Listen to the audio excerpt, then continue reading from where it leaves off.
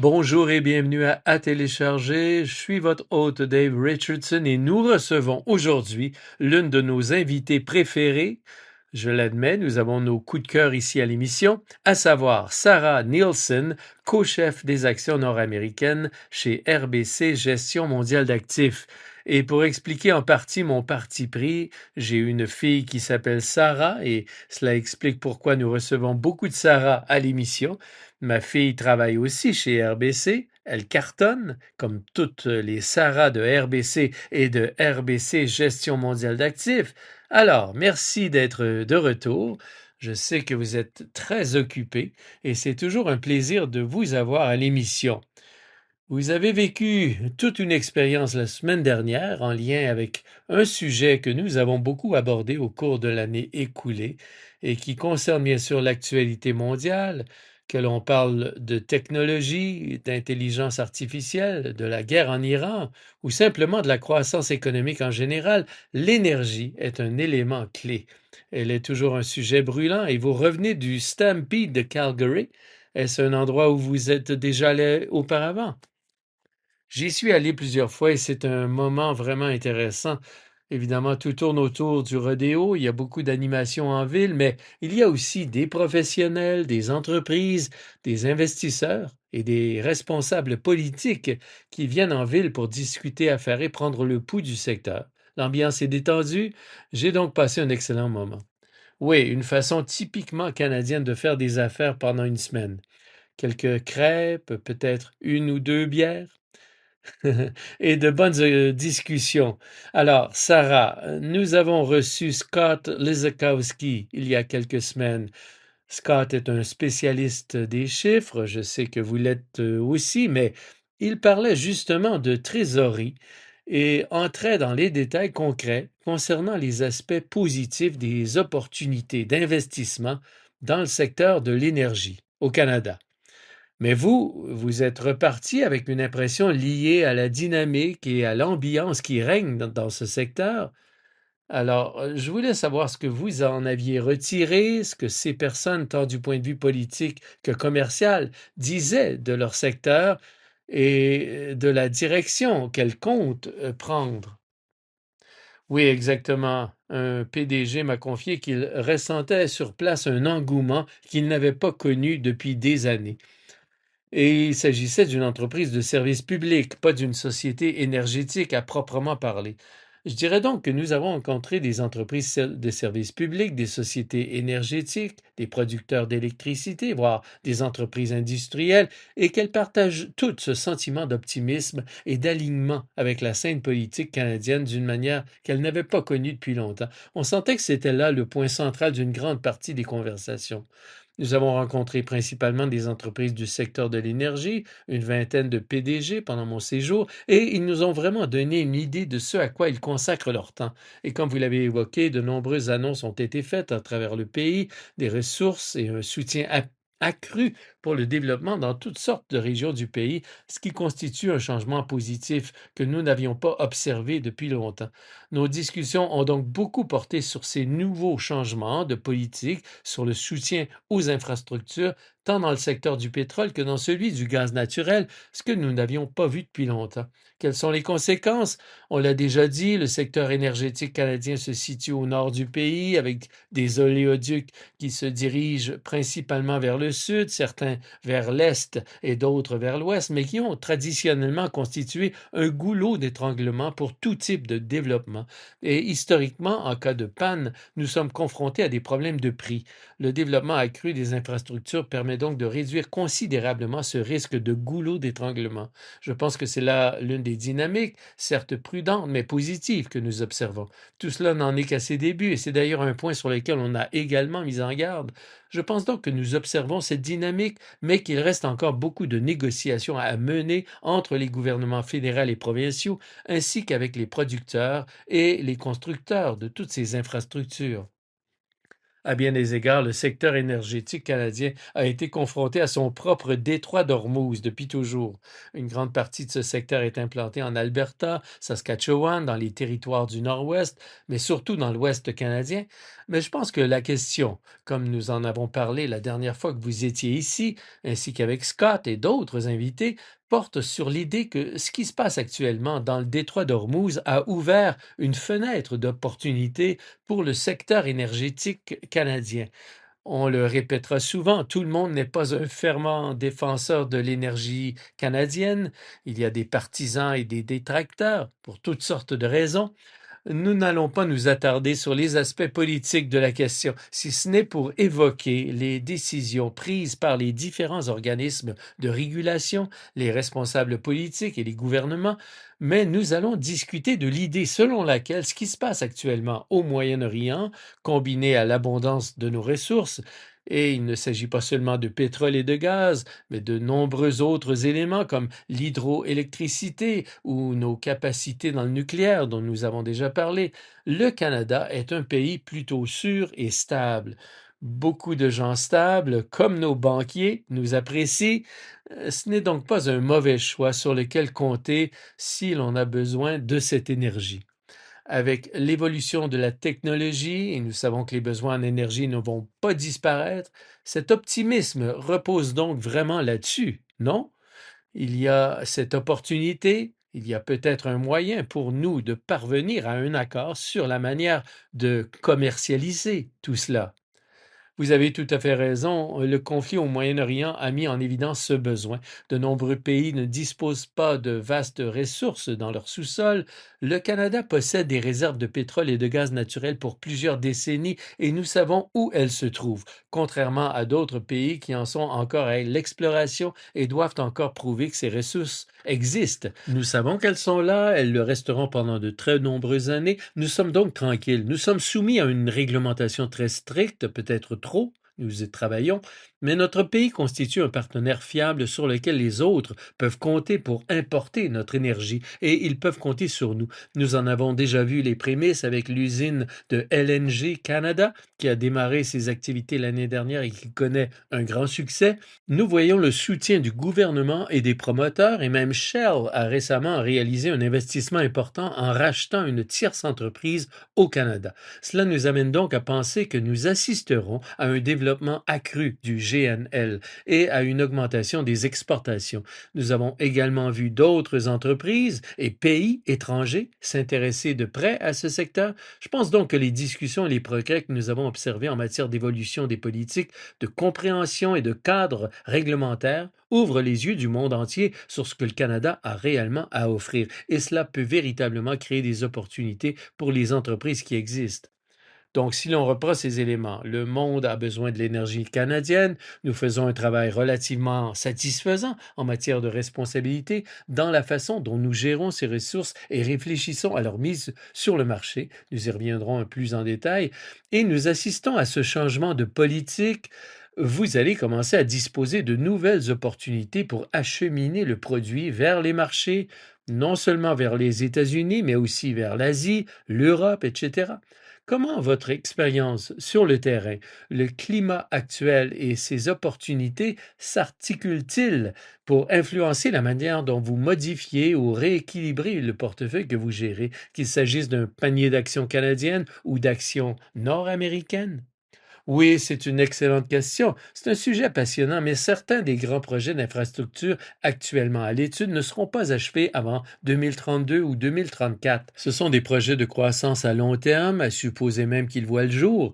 Nous menons en ce moment des discussions avec les équipes de direction, nous examinons les chiffres et cherchons à comprendre quels sont les arguments en faveur de ces investissements. Personne ne parle de croître à tout prix. Les entreprises ont compris qu'il s'agit désormais d'une discipline. Nous voulons voir des rendements pour les actionnaires et elles y sont parvenues en augmentant les dividendes et en intensifiant les rachats d'actions. Je ne pense pas que cela disparaisse au profit de la croissance, car il y a peut-être là un aspect positif. Cette discipline en matière d'investissement demeure et nous continuerons à veiller à ce que les investissements soient réalisés en plaçant le rendement du capital au premier plan et non pas simplement pour générer un peu de croissance. Mais ces produits et processus à long terme et à faible déclin dont nous disposons au Canada, ainsi que certaines de nos ressources, se prêtent à la génération de flux de trésorerie disponibles pendant des décennies. Ces investissements sont donc tout à fait pertinents et nous détenons dans nos portefeuilles des sociétés qui ont accès à ces ressources sans avoir vraiment réussi à en tirer toute la valeur. Nous pourrions donc commencer à en prendre conscience. Mais un secteur que j'apprécie particulièrement à l'heure actuelle et qui ne nécessitera peut-être pas d'attendre une décennie pour que cette valeur soit reconnue est celui des entreprises d'infrastructure. C'est ce que nous appelons le midstream. Ces entreprises acheminent le gaz naturel à travers la province, le purifient, le fractionnent et l'expédient là où la demande est forte, que ce soit à l'exportation ou vers le sud. Et ces entreprises commenceront à en tirer parti progressivement plus tôt. Elles disposent déjà d'excellentes perspectives de croissance, sans même que ces opportunités soient pleinement exploitées, mais à mesure que nous assistons à davantage de développement en matière d'infrastructure et de politique, même minimes, ces entreprises verront leurs perspectives de croissance s'étendre. Ainsi, même si les valorisations de certaines d'entre elles sont aujourd'hui un peu élevées, car elles versent de beaux dividendes et offrent un rendement total attractif, ces avancées que nous observons au Canada viennent véritablement étayer ces valorisations et aident les investisseurs à se dire que cela peut durer 5 voire 10 ans. Leurs flux de trésorerie ressemblent à ceux des services publics, ils ne disparaîtront pas juste parce que les cours du pétrole baissent, même si les cours diminuent de moitié, les prix du pétrole et du gaz continuent d'évoluer parce qu'on ne met pas fin à cette activité du jour au lendemain. Mais on ne parle pas du type de valorisation que l'on observe chez certaines entreprises technologiques ou celles actives dans le domaine de l'intelligence artificielle. Il s'agit de ratios cours-bénéfices et de chiffres de flux de trésorerie disponibles très différents de ceux de ces entreprises. Les valorisations sont élevées, certes, mais sont généralement considérées comme des chiffres assez bas, très bas par rapport à tous ces secteurs en plein essor, c'est certain. Ce sont des secteurs plutôt ennuyeux, disons-le, mais leurs dividendes augmentent de 4 à 5 par année et cela représente un bon rendement total. Les valorisations, qu'il s'agisse du ratio cours-bénéfice ou du BAIDA, sont peut-être de 12. Ce n'est pas élevé comme on le verrait pour une entreprise technologique, juste un peu plus haut que les niveaux historiques. Mais cela se justifie car le potentiel de croissance est bien là. Elles sont capables de mener à bien leurs projets, disposent des capitaux nécessaires et leur endettement est plus faible qu'au cours des précédentes phases de croissance que nous avons connues. Ainsi, si elles parviennent à rester disciplinées, à identifier ces projets à haut rendement, elles demeurent de très bons investissements. Donc, si l'on examine l'évolution des politiques et ce qui se profile du point de vue des infrastructures, est-ce que ce sont les petites entreprises qui vont en bénéficier ou bien ce sera principalement les grandes? Ou bien tout le monde? Les deux. L'ensemble de la chaîne de valeur en bénéficiera car il y a tout simplement plus d'activités, plus de marchandises à transporter. Et certaines des entreprises que nous suivons interviennent à plusieurs reprises dans le transport des hydrocarbures, du puits jusqu'à l'utilisateur final, et perçoivent une commission à chaque étape. Et cela se répercute sur leurs résultats nets et sur les actionnaires. Il ne s'agit donc généralement pas de grandes entreprises, mais plutôt de petites entreprises opérant au sein d'un même bassin. Je pense donc qu'il y a beaucoup d'opportunités dans ce domaine et dans le secteur de l'énergie au Canada. C'est un sujet que nous n'avons pas abordé. Oui, nous allons passer au secteur de l'énergie dans un instant, mais avant cela, d'après votre expérience et vous évoluez dans ce secteur depuis longtemps, peut-on affirmer que le Canada se distingue particulièrement dans la gestion du processus d'extraction et la réduction des émissions? Est-ce une priorité pour ces entreprises parallèlement à la croissance? Ou pour les investisseurs qui voient un peu plus loin que le simple profit, agissons-nous de la bonne manière? Cette manière canadienne que nous espérons toujours réussir à mettre en œuvre, car nous aimons penser que nous faisons les choses correctement ici au Canada. Oui, historiquement, il s'agit d'un secteur très sûr et très strictement réglementé. Nous avons constaté une baisse de l'intensité des émissions. De plus en plus d'entreprises testent de nouvelles méthodes de production d'énergie dans le secteur pétrolier qui présentent une intensité plus faible. Nous pourrions donc voir les émissions globales augmenter à mesure que nous développons le bassin, mais l'intensité, c'est-à-dire les émissions de carbone par baril produit, devrait diminuer, car certains de ces nouveaux procédés sont plus efficaces. Au fil du temps, l'efficacité technologique et l'efficacité carbone sont au cœur des préoccupations. De même, en ce qui concerne le gaz naturel, nous comptons parmi les producteurs les moins émetteurs de carbone au monde. C'est d'ailleurs un argument souvent mis en avant par nos grands producteurs de gaz, ce qui explique pourquoi nos exportations de GNL sont très prisées par les acteurs extérieurs et les pays européens. Ce gaz est à faible empreinte carbone, il est bien réglementé et il est acheminé vers la côte ouest via ces gazoducs avant d'être exporté. C'est vraiment une belle réussite et le programme Pathways est une initiative lancée par les entreprises des sables bitumineux elles-mêmes. Il s'agit d'un plan visant à réduire les émissions de carbone grâce au captage de carbone. C'est une ambition de grande envergure, cela a pris du temps et nécessité plusieurs itérations et modifications car les choses évoluent une fois que l'on connaît les coûts réels dans des situations concrètes, mais elles sont déterminées à poursuivre dans cette voie et les discussions se poursuivent pour faire avancer ce projet. Et d'après les discussions que j'ai eues la semaine dernière, ils continuent à faire avancer ce projet. Il s'agit de séquestrer une partie du carbone qu'ils émettent au cours de leur processus et de le stocker sous terre pour toujours. Oui, on ne va pas s'étendre sur ce point, ni même sur la question de la croissance. Il y a des gens qui voudraient forer toujours davantage et d'autres pour qui le pétrole est un fléau. Et il y en a, je pense, la majorité, je dirais, des gens quelque part entre les deux lorsqu'ils réfléchissent d'un point de vue de l'investissement. D'ailleurs, il existe de nombreuses façons d'investir sans inclure l'énergie, le pétrole ou le gaz dans son portefeuille. Ces options sont donc toujours disponibles. Mais de toute façon, une certaine transition, le gaz naturel fait partie de cette transition, ce que nous faisons dans le domaine de l'hydroélectricité ou du nucléaire. Et le Canada a tendance à figurer parmi les leaders mondiaux lorsqu'il s'agit de tracer la voie pour y parvenir du mieux possible. Oui, je tiens à mentionner une annonce que je n'ai pas évoquée lors de mon passage à Calgary, qui est une grande actualité. Un géant du cloud a annoncé un investissement dans un centre de données dans l'Ouest canadien. Meta a ainsi annoncé un investissement de 13 milliards de dollars canadiens en Alberta pour la construction d'un centre de données d'une puissance de 1 gigawatt. C'est le premier du genre dans cette nouvelle génération de centres de données. Nous avons observé aux États-Unis une croissance considérable dans ce domaine. Les compagnies d'électricité et les services publics américains ont tiré profit de ce type d'investissement et des prévisions de croissance massive de la demande en électricité. Il est donc passionnant de voir cette première annonce en Alberta. Pourquoi l'Alberta?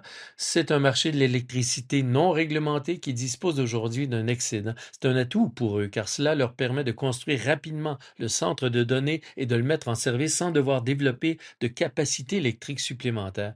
Vont-ils construire des centrales à l'avenir? C'est ce qui est prévu. Ils l'ont annoncé avec quelques partenaires dans lesquels nous sommes également investisseurs. Je pense que cela pourrait être la première d'une longue série d'annonces en Alberta. Il y fait plus froid, la province dispose de gaz naturel en abondance, comme nous l'avons évoqué, ainsi que d'un cadre réglementaire attractif et d'un contexte politique qui attire actuellement les investissements. C'est donc une belle avancée à saluer. On commence à entendre parler de résistance à l'encontre de ces centres de données dans différents coins des États-Unis, en grande partie parce qu'ils puisent de l'électricité dans un réseau déjà mis à rude épreuve. Alors qu'ici, au Canada, et j'en parlais avec une personne impliquée dans la vie politique du Manitoba, ils disposent d'un excédent d'électricité qu'ils vendent aux États-Unis, ce qui constitue un autre débouché pour cette énergie. Et puis, comme vous le suggérez, l'autre avantage dont nous disposons, il n'y en a pas tant que ça ici au Canada, en dehors de nos succès au hockey, disons, c'est qu'il fait froid ici une grande partie de l'année. Même ici à Toronto, en ce mois de juillet, il ne fait pas si chaud que ça. Et il s'agit là d'un atout pour le fonctionnement d'un centre de données. Les centres de données ont besoin d'un refroidissement important. Toute cette puissance génère beaucoup de chaleur au niveau des serveurs qui doivent donc être refroidis. Et donc judicieux de les construire dans un endroit qui bénéficie déjà d'une température un peu plus fraîche. En réalité, l'eau est un enjeu majeur pour les centres de données et il s'avère que cette conception nécessitera moins d'eau que la plupart des autres. Ils rechercheront différentes technologies de refroidissement. Je pense que c'est une bonne nouvelle qui va aider les entreprises dont nous détenons prennent au départ et qui va favoriser leur croissance. Anecdote intéressante, le Canada, en termes de superficie terrestre, est plus petit que les États-Unis, mais notre superficie totale est en réalité plus grande, car nous avons beaucoup plus d'étendue d'eau. Exactement. Je sais que vous le saviez déjà. Je le mentionne juste comme ça. C'est tellement difficile. Je ne pense pas que les gens s'en rendent compte en écoutant l'émission. Au fait, n'hésitez pas à nous suivre sur votre plateforme de balado préférée, à vous abonner à notre chaîne YouTube pour voir Sarah devant le superbe décor que nous avons mis en place pour elle. Mais c'est difficile car toutes les personnes que j'interviewe sont tellement plus intelligentes que moi. Seule ma mère pense que je tiens tête à tous ces incroyables gestionnaires d'investissement que nous recevons à l'émission. Nous avons parlé de pétrole, de gaz naturel, puis d'hydroélectricité. Quelles sont les opportunités dans ce domaine et comment en avez-vous tiré parti dans le portefeuille? En ce qui concerne l'hydroélectricité, dans certains cas, nous détenons des participations dans des services publics qui possèdent d'importants actifs hydroélectriques partout en Amérique du Nord. Ce sont donc des actifs à longue durée de vie exceptionnelle, une sorte de cadeau qui ne cesse de porter ses fruits. Évidemment, les niveaux d'eau varient, mais au fil du temps, c'est un produit très stable. Un autre domaine dont nous avons parlé, en fait, lorsque nous étions à Calgary, était le nucléaire, si je peux aborder ce sujet. J'ai trouvé ça intéressant. TC Energy a organisé une session d'information sur son empreinte nucléaire. Comme vous le savez, ici en Ontario, nous disposons d'un important parc nucléaire à Bruce Nuclear, dont TC est l'un des propriétaires. L'entreprise investit actuellement pour rénover et prolonger la durée de vie de cette énergie sans carbone. Cela a constitué un moteur important de croissance, d'investissement et de rendement attractif. L'entreprise a par ailleurs révélé qu'il existait peut-être un potentiel de nouvelle croissance dans le nucléaire sur ce site. C'est un sujet qui doit encore faire l'objet de négociations et d'une analyse approfondie, mais je pense qu'il s'agit là d'un excellent moyen à faible empreinte carbone d'apporter l'énergie dont l'Ontario a tant besoin, tout en offrant des rendements réglementés et un profil de croissance à cette entreprise, ainsi qu'à de nombreuses sociétés industrielles présentes dans certains de nos portefeuilles qui contribueront à la mise en œuvre de ce majeur projet d'infrastructure. Vous êtes parti au Stampede avec une pondération particulière au sein de vos portefeuilles. Concentrons-nous sur les portefeuilles canadiens pour les besoins de cette question. Vous aviez donc une pondération dans les secteurs de l'énergie, des services publics ou du nucléaire au Canada, dans tous ces domaines. Et vous revenez du Stampede de Calgary. Alors, où se situait votre pondération par rapport à ce qu'elle serait normalement? Et surtout, comptez-vous augmenter cette pondération ou la réduire en fonction de votre expérience sur place? Pour ce qui est de certaines infrastructures et du secteur de l'énergie, nous avons légèrement revu nos prévisions à la hausse à la suite de nos réunions et des annonces dont nous avons parlé, car nous constatons effectivement, comme je l'ai dit, que la durée de vie des flux de trésorerie s'allonge. En ce qui concerne le secteur de l'énergie, le pétrole, cela va bien au-delà de nos simples réunions à Calgary, Dave. Il y a beaucoup d'incertitudes concernant le prix du pétrole que nous essayons d'analyser, de comprendre, et ça s'est avéré pour le moins difficile. Nous adoptons davantage une approche équilibrée et prenons des positions sur certains titres qui, selon nous, offriront des avantages même si les prix baissent légèrement. Et j'ajouterai simplement ceci, si vous examinez les valeurs énergétiques, elles s'apprêtent à publier leurs résultats du deuxième trimestre alors que les cours du pétrole aux États-Unis s'établissaient en moyenne à 93 pour ce trimestre. Les valeurs énergétiques canadiennes, cotées en dollars canadiens, affichent un cours supérieur à 100 le baril. Le flux de trésorerie disponible que ces entreprises vont générer, leur coût étant en grande partie fixe, il ne fluctue pas au gré des variations du cours du pétrole, se répercute directement sur le résultat net. Il y aura donc des remboursements massifs de dettes ce trimestre ainsi que des rachats d'actions. Tout cela profitera largement aux actionnaires. C'est pourquoi nous trouvons cela vraiment attractif. Nous restons toutefois prudents quant à la désescalade au Moyen-Orient qui va se produire. Peut-être s'est-elle déjà produite, j'ai beaucoup de mal à me prononcer. Nous assisterons, je pense, à un certain fléchissement des cours du pétrole et à une certaine volatilité au cours des mois à venir, le temps que le marché détermine si la dynamique de l'offre permettra de soutenir des prix plus élevés. Mais cette réduction de la dette que je m'attends à voir apparaître dans les résultats du deuxième trimestre offre aux sociétés énergétiques canadiennes une meilleure base pour résister à la volatilité. Elles disposent de meilleurs modèles économiques et peuvent ainsi envisager de continuer à redistribuer des flux de trésorerie disponibles à leurs actionnaires. Oui, je disais à Scott, lorsque nous avons enregistré avec lui il y a quelques semaines, que j'étais sorti avec des amis et qu'ils discutaient des excellents résultats de leurs actions du secteur de l'énergie cette année. Ceux-ci avaient en fait enregistré leur meilleure performance juste avant l'attaque du 28 février, même avaient ensuite conservé leur valeur alors que le prix du pétrole augmentait. Puis, il y a 3 semaines, le prix s'est stabilisé à nouveau autour de 60 $ et ils se sont exclamés: «Oh, je vais tout vendre!» Or, comme nous en avons discuté avec Scott, ce n'est pas forcément la bonne décision car il faut considérer ces titres, comme vous l'avez dit, comme des placements à long terme et des entreprises qui savent comment créer de la valeur pour leurs actionnaires. Elles constitueront une base solide en termes de valorisation relative au sein d'un marché globalement surévalué dans votre portefeuille. Exactement, vous avez raison. Sur le reste du marché, la plupart des secteurs semblent assez surévalués. C'est donc une bonne base avec cet énorme potentiel de flux de trésorerie disponible.